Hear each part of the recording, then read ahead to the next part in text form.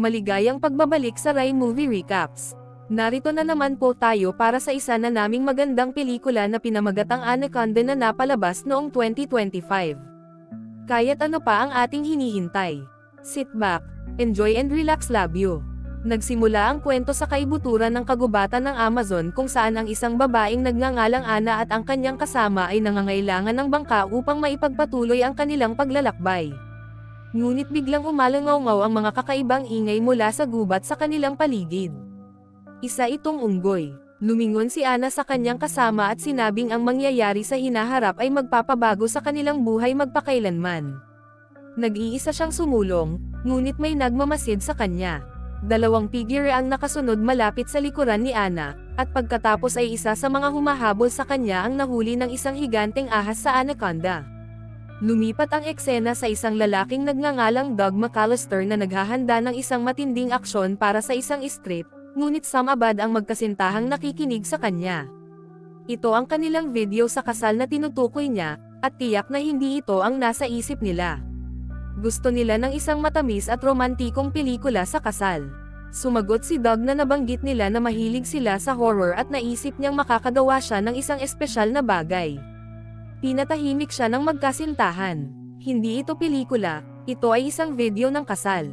Muling lumipat ang eksena sa isang aktor na nagngangalang Griff na nag-e-ensayo ng kanyang mga linya habang nagme-makeup. Pero ang totoo, si Griff ay isa lamang background actor. Mas matindi ang kanyang mga linya kaysa sa inaasahan, at walang humanga. Tinanggal nila siya agad sa trabaho, habang palabas na siya. May nakitang poster si G. Griff para sa Anaconda, di ba? Pagkatapos ay nakatanggap siya ng voicemail mula kay Doug na nagsasabing nakasalubong niya ang nanay ni G. Griff, at nabanggit nito na nakakuha siya ng malaking gig. Sinabi ni Doug na ipinagmamalaki niya ito. Samantala, pinaupo siya ng ama ni Doug at sinabi sa kanya, alam niyang hindi ito ang pangarap ni Doug, ngunit malapit na siyang magretiro at pagkatapos noon ay magiging kay Doug na ang lahat. Maganda ang buhay, marahil ay buhay na may abclas pa. Kaarawan ni Doug ngayon, ngunit wala siyang gana magdiwang. Umuwi na lang siya kung saan may naghihintay na sorpresa para sa kanya. Naroon ang kaibigan niyang si Kenny. Naroon din si Claire, at laking gulat ni Doug nang dumating din si Griff. Nagpalabas si Griff ng isang lumang pelikula para sa lahat, isang maikling pelikula. Ang apat na ito ay magkasamang gumawa noong mga bata pa sila at tinawag itong Quat. Hindi makapaniwala si Doug na mayroon pa ring kopya nito. Napanood ito ng lahat at nagsaya. Sa huli, napatay ng karakter ni Griff ang halimaw at nailigtas ang lahat. Kinabukasan sa isang restaurant, naglabas si G ng isang nakakagulat na balita. Siya ang may-ari ng mga karapatan sa Anaconda. Tila ang pelikula ay hango sa isang nobela ng isang Hapones na autor at ang kanyang balo, na nagkataong tagahanga ng 4 na episode na ginawa ni Griff sa SWAT, ang nagbigay sa kanya ng mga karapatan. Ngayon, gusto ni Griff na silang lahat ay sama-samang i-reboot ang pelikula. Agad na sumang-ayon si Kenny. Sinubukan ni Claire na umiwas, ngunit kinumbinsi siya ni Griff. Ngunit nag-atubili si Doug. Sinabi niya kay Griff na humingi siya ng tawad, ngunit hindi niya ito magagawa. Ipinaalala sa kanya ni Griff ang mga nakaraang araw na nagpupuyat hanggang alas 4 ng umaga sa panonood ng mga horror movies. At ngayon ay may pagkakataon na silang gumawa ng isa. Ngunit umiling si Doug, hindi na sila mga bata. Maya-maya, umuwi si Doug at nadatnan ang kanyang anak na nanonood ng lumang pelikula. Pinagsama nila ang kanyang mga anak, at sinabihan siya ng kanyang asawa na gumawa na lang ng pelikula. Habang ginagawa ang isa na namang video ng kasal, may kung anong pumasok sa isip ni Doug. Dumiretso siya sa bahay ni Griff at sinabing, sige, gawin na natin. I-reboot natin ang Anaconda. Sinimulan ni Doug na isulat ang script para gawin ang pelikulang ito. Kakailanganin nila ng bangkang pang-ilog, kapitan sa probinsya, at $2.5 milyong, ngunit inaprubahan lamang sila ng bangko para sa pautang na $9,400, kaya binawasan nila ang kanilang budget sa $43,000. Napagpasyahan din nila na ang pelikula ay nangangailangan ng higit pa sa isang Anaconda. Pinili ni Doug at Griff na maghabi ng trauma mula sa iba't ibang henerasyon. Gustong-gusto ng lahat ang script. Isinulat ni Doug, sinabi ni Kenny kay Doug na alam niyang nakapag-ayos na sila ng sarili nilang mga damit. May isang pagkakataon sa isang kasal na nawalan ng malay si Kenny at Nat Amba, pero ngayon sinabi niyang nagiging matino na siya. Beer at alak na lang ang iniinom niya. Pumayag si Doug na bigyan si Kenny ng pangalawang pagkakataon habang paalis sila papuntang Amazon. Iniabot sa kanya ng anak ni Doug ang isang maliit na parangal sa halip na ang pinakadakilang ama sa mundo. Nakasulat doon, pinakadakilang Doug. Dumating ang buong koponan sa Amazon Rainforest ng Brazil. Binanggit ni Doug na habang nasa daan, nabasa niya na ang mga anaconda ay naghihintay sa tubig ng ilang araw upang sundan ang kanilang biktima. At nang dumating ang sandali, sila ay nang-aagaw at nang-aagaw. Kasabay nito, isang lalaki ang lumapit at nagsimulang magkwento na minsang mahigpit na binalot ng isang anaono ang isang babae, kaya't lumuwa ang mga mata nito. Ang babaeng iyon ay ang kanyang lola, at ang lalaking ito ay si Santiago, ang tagapag-alaga ng ahas. Kinuha si Kenny para sa shoot, ngunit nandito rin si Ana. At gayon din ang mga lalaki. Hinabol siya, nakita sila. Kumuha si Ana ng kutsilyo. Ipinakilala ni Santiago sa lahat ang kanyang ahas. Itinuring niya itong kaibigan. Mahal niya ito ng higit sa lahat. Ipinakita niya sa kanila ang kanyang tagapag-alaga ng ahas. Natigilan ang lahat. Nabanggit ni Santiago na may mga chismis tungkol sa mas malaki pang mga anaconda. Nang ilagay ni Santiago ang hola ng anaconda sa bangka, bahagyang bumukas ito, nakita ni Ana ang mga susi sa bangka ng isang natutulog na lalaki. Kinuha niya ang mga ito at nilapitan ang mga tripulante ni Doug na nagsasabing nakausap nila ang kanyang ama sa telepono at kasalukuyang nasa ospital ito. Sabi niya kailangan niyang gamitin ang bangkang ito para sa isang regular na serbisyo, kaya kailangan nilang maghanap ng iba. Pero lahat ng iba pang bangka ay nakabook na. Sinabi ni Doug kay Ana na pangarap nilang gawin ang pelikulang ito nang magkasama sa buong buhay nila. Kaya minadali ni Ana ang lahat na sumakay sa bangka at umalis. Gustong-gusto ng lahat ang bangka, ngunit natunton ng mga lalaking naghahanap kay Ana kung aling mga bangka ang umalis sa daungan ng gabing iyon. Hiniling ni Doug sa lahat na manalangin sa mga Diyos ng pelikula. Sinabihan niya silang humingi ng isang bagay lamang. Huwag hayaang masira ang anumang bagay. Kinabukasan, nagsimula ang paggawa ng pelikula. Umupa ang karakter ni Claire ng isang walang bisang na taga-subaybay ng ahas na ginampanan ni Griff upang manghuli at pumatay ng isang higanteng mythical na anaconda na lumamon sa kanyang buong pamilya. Para kina Doug at Griff sa paggawa ng pelikula, espesyal ang pelikulang ito. Matagal na nilang gustong magtulungan, pero ngayon lang nangyari. Matagal nang magkasintahan sina Claire at Griff. At ngayon, naglalaro na sila. Ang pag-ibig ng isa't isa. Pinuri ni Doug ang kanilang kimika ng gabing iyon. Habang kumakain, nagsimulang magkwentuhan ang lahat, kunwari. Sinasapak nila ang isang anaconda sa ulo. Ngunit ng gabi ring iyon, ang anaconda ay lumabas mula sa kulungan nito at gumapang malapit sa kama ng lahat. Dumiretso ito kay Griff. Nakita ito ni Griff at sumigaw. Gin-icing niya ang lahat. Nagtatanong kung paano ito nangyari. Iginiit ni Santiago na kontrolado na ang lahat ngayon. Inaangkin niya na ginagawa ng kanyang ahas ang eksaktong iniuutos at ipinangako niya. Hindi niya hahayaang may mangyari sa kanila. Kinabukasan, tiningnan ni Ana ang mapa ng gubat. Samantala, kinukunan ni Griff ang isang eksena kasama ang anaconda. Takot na takot siya at nagmakaawa kay Doug na huwag siyang pilitin, ngunit sinabihan siya ni Doug na huwag mag-alala. Nakontrol ni Santiago ang anaconda habang nagaganap ang eksena. Kinailangan ni Griff na ay lapit ang anaconda sa kanyang mukha at tumitig dito. Sa sobrang takot niya ay itinapon niya ang ahas. Lumapag ang anaconda sa propeller ng bangka at nahati. Labis na nalungkot si Santiago. Kalahati ng kaluluwa niya ay humiwalay sa kanyang katawan. Labis ang kanyang kalungkutan kaya ayaw na niyang makita si Kenny. Sa libing, pinaalis ni Doug si Griff. Sinunog ni Santiago ang kanyang kaibigan at kinantahan ito ng isang kanta. Sa di kalayuan, pinagmasdan ni Ana ang mga tauhan habang nangangaso, ngunit may isa sa kanila na nakarinig ng kakaibang mga ingay mula sa tubig sa ibaba. Isang napakalaking anaconda ang bumangon at nilamon siya. Kalaunan ay nilapitan ni Griff si Santiago upang humingi ng tawad. Sinabi niya rito na namatay din ang isa niyang kaibigan at masakit para sa kanya. Tinanong ni Santiago kung ahas nga ba iyon. Naupo silang dalawa at nagsalo sa isang beer. Nagkwento si Griff tungkol sa kanyang nahihirapang karera sa pag-arte. Sinabi sa kanya ni Santiago na hindi nila karapat-dapat si Griff. Isa siyang artistang lasing at masigla. Ipinahayag ni Santiago na bibili siya ng bagong ahas para sa pelikula. Kinaladkad niya si Griff palabas sa gubat sa kalaliman ng gabi. Sinabi niyang nararamdaman niya ito. May mga ahas dito sa paligid. Ipinaliwanag niya na naririnig sila ng mga ahas sa pamamagitan ng mga panginginig ng lupa.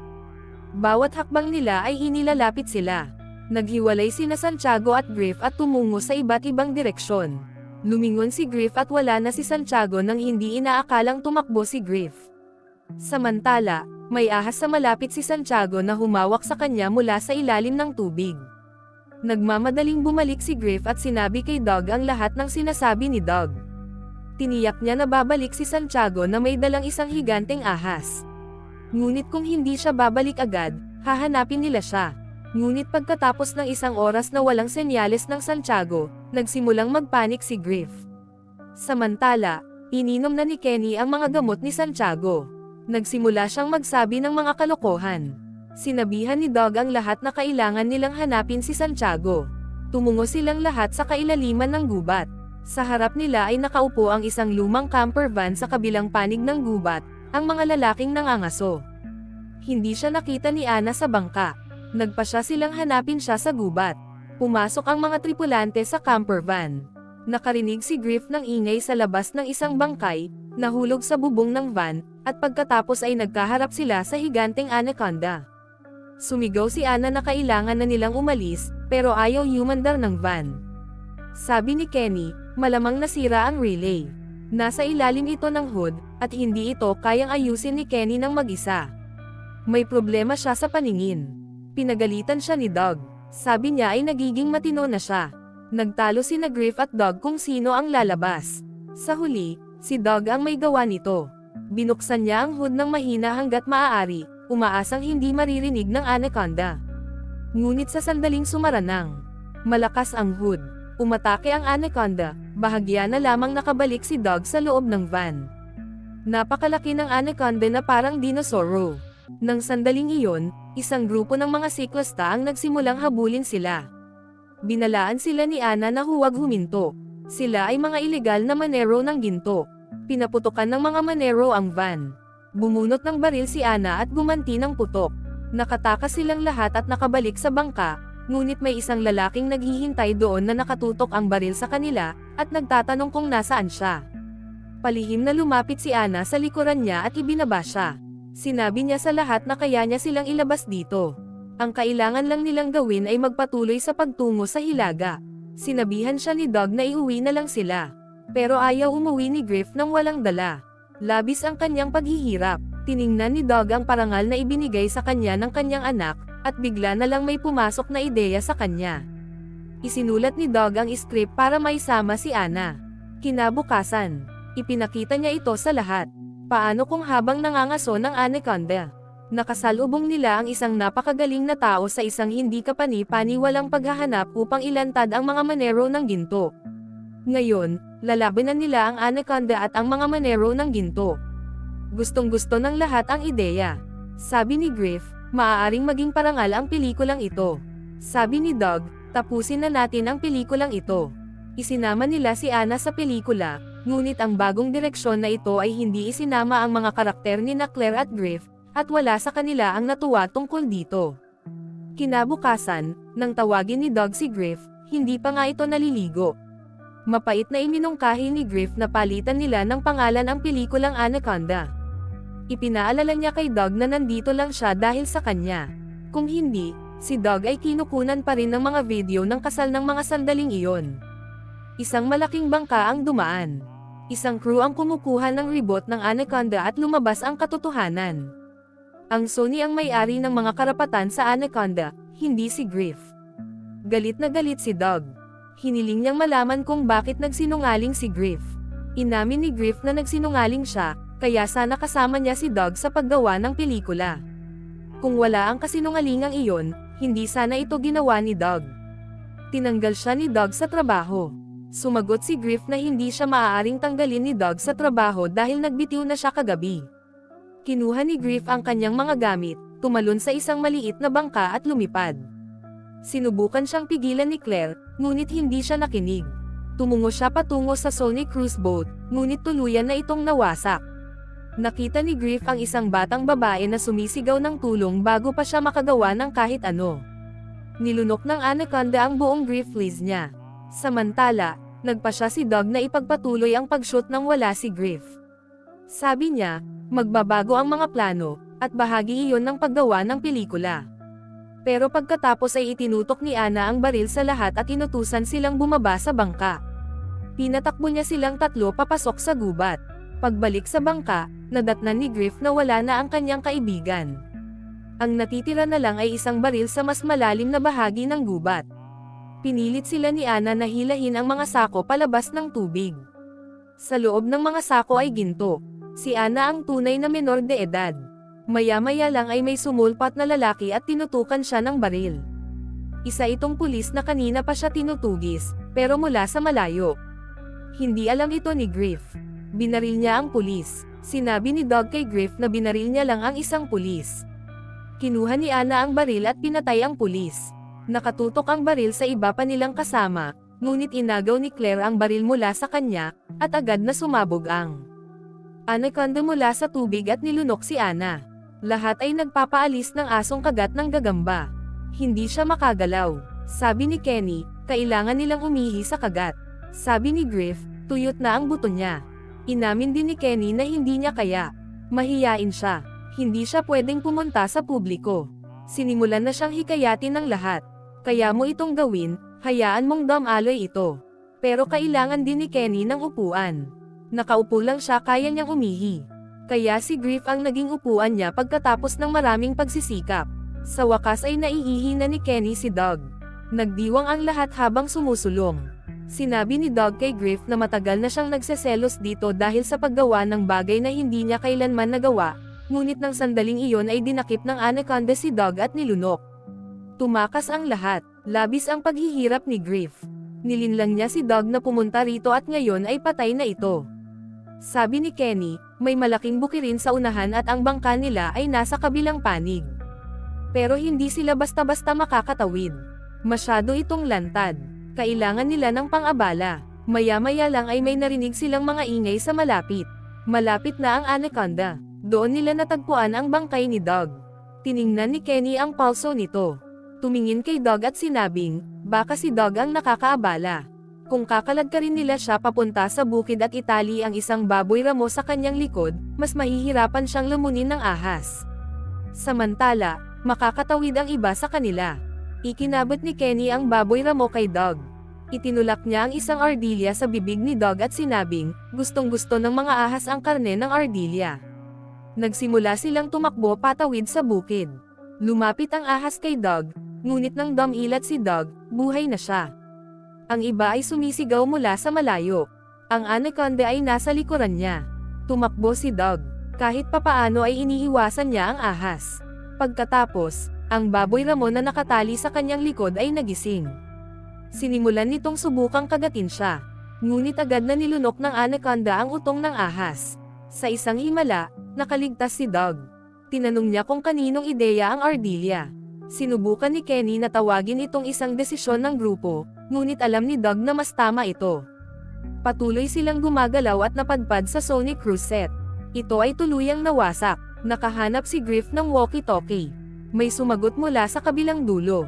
Ang lalaki sa kabilang panig ay nagpaputok ng isang flare sa anaconda na humahabol sa kanila. Ito ay isang ice cube. Sinabi niya sa kanila na pagkatapos umatake ang ahas, ang kanyang buong tripulante ay nagkahiwa-hiwalay. Sinabi ni Doug na kailangan nila itong patayin bago sila nito mapatay.